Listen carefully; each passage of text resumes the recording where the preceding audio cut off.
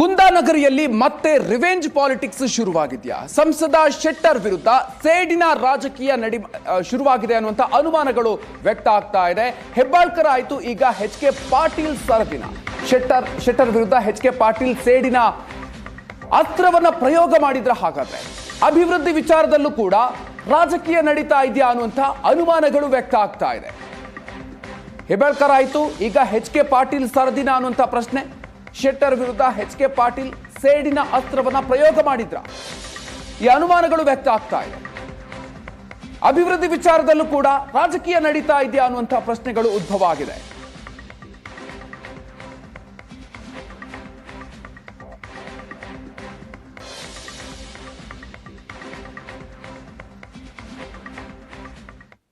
ಹೇಳಿದೆ ನೋಡ್ರಿ, ಒಂದು ವಾರ ಮುಂಚೆ ನಂಗೆ ತಿಳಿಸಿದ್ರೆ ನಾನು ಇನ್ವಾಲ್ವ್ ಹಾಕೀನಿ.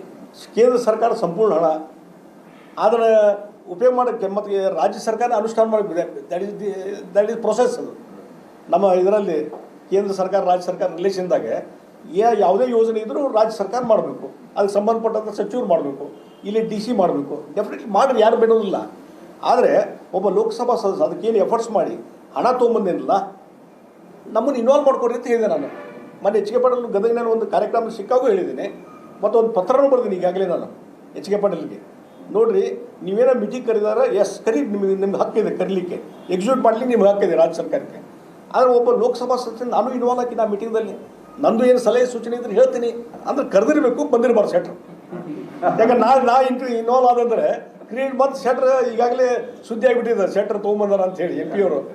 ಈಗ ಮತ್ತೆ ಅಲ್ಲಿ ಇನ್ವಾಲ್ವ್ ಆಗಿ ನಾ ಏನು ಹೇಳಕ್ಕೆ ಹೋದರೆ ಅದು ಹೈಲೈಟ್ ಆಗ್ತದೆ. ಸಿದ್ದರಾಮಯ್ಯ ಬಜೆಟ್ನಲ್ಲಿ ಅವರು ನಾನೇ ರಾಜ್ಯ ಸರ್ಕಾರನ ಮಾಡೀವಿ ಅನ್ನೋ ರೀತಿ ಒಂದು ತಿರುಪತಿ ರೀತಿ ಬದಲಾವಣೆ ಮಾಡ್ತೀವಿ ಅಂತ ಹೇಳಿದ್ದಾರೆ.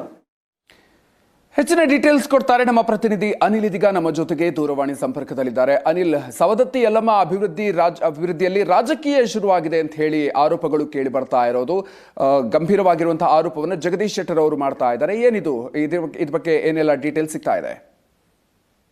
ಹೌದು ಮಧುಕರ್, ನೀವು ಗಮನಿಸಿರ್ಬೋದು, ಕಳೆದ ವಿಧಾನಸಭೆ ಚುನಾವಣೆ ಸಂದರ್ಭದಲ್ಲಿ ಜಗದೀಶ್ ಶೆಟ್ಟರ್ ಅವರು ಹುಬ್ಬಳ್ಳಿ ಧಾರವಾಡ ಕೇಂದ್ರ ವಿಧಾನಸಭೆ ಕ್ಷೇತ್ರದ ಬಿಜೆಪಿ ಟಿಕೆಟ್ ಆಕಾಂಕ್ಷಿಯಾಗಿದ್ರು. ಆದ್ರೆ ಅವರಿಗೆ ಕೊನೆ ಕ್ಷಣದಲ್ಲಿ ಟಿಕೆಟ್ ಸಿಗದ ಕಾರಣಕ್ಕೆ ಅವರು ಕಾಂಗ್ರೆಸ್ಗೆ ಹೋದ್ರು. ಬಳಿಕ ಚುನಾವಣೆ ಸ್ಪರ್ಧಿಸಿ ಪರಾಭವಗೊಂಡಿದ್ರು.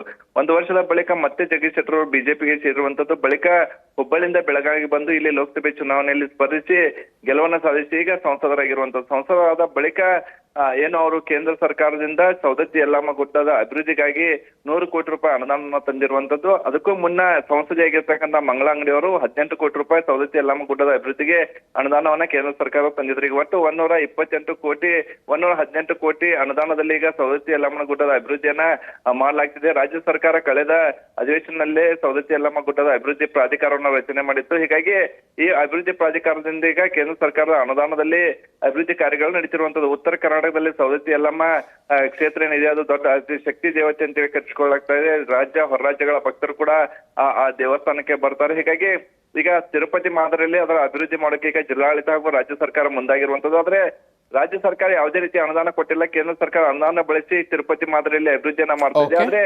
ಸಂಸದರಾಗಿ ನನಗೆ ಒಂದು ಮಾತನ್ನ ಹೇಳಿಲ್ಲ ಅಂತೇಳಿ ಈಗ ಅಸಮಾಧಾನ ವ್ಯಕ್ತಪಡಿಸಿರುವಂತದ್ದು. ಈ ಹಿಂದೆ ಲಕ್ಷ್ಮೀ ಹೆಬ್ಬಾಳ್ಕರ್ ಕೂಡ ಅವರ ವಿರುದ್ಧ ಅಸಮಾಧಾನ ಲಕ್ಷ್ಮೀ ಹೆಬ್ಬಾಳ್ಕರ್ ಹಾಗೂ ಜಗದೀಶ್ ಶೆಟ್ಟರ್ ಮಧ್ಯೆ ಸಂಘರ್ಷ ಏರ್ಪಟ್ಟಿತ್ತು. ಈಗ ಎಚ್.ಕೆ. ಪಾಟೀಲ್ ಹಾಗೂ ಜಗದೀಶ್ ಶೆಟ್ಟರ್ ಮಧ್ಯೆ ಸಂಘರ್ಷ ಏರ್ಪಟ್ಟಿರುವ ಹಿನ್ನೆಲೆಯಲ್ಲಿ ಎಲ್ಲೊಂದ್ ಕಡೆ ಕಾಂಗ್ರೆಸ್ ನಾಯಕರು ಜಗದೀಶ್ ಶೆಟ್ಟರ್ ವಿರುದ್ಧ ಏನು ರಿವೆಂಜ್ ಪಾಲಿಟಿಕ್ಸ್ ಅನ್ನ ಮಾಡ್ತಾ ಇದ್ದಾರೆ ಅನ್ನುವಂತ ಅನುಮಾನಗಳು ಹಾಗೂ ಚರ್ಚೆಗಳು ಕೂಡ ಈಗ ಕಾಡ್ತಿರುವಂತದ್ದು.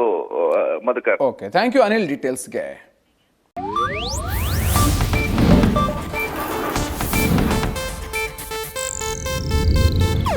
ಇದು ಏಷ್ಯಾನೆಟ್ ನ್ಯೂಸ್ ನೆಟ್ವರ್ಕ್ ಪ್ರಸ್ತುತಿ.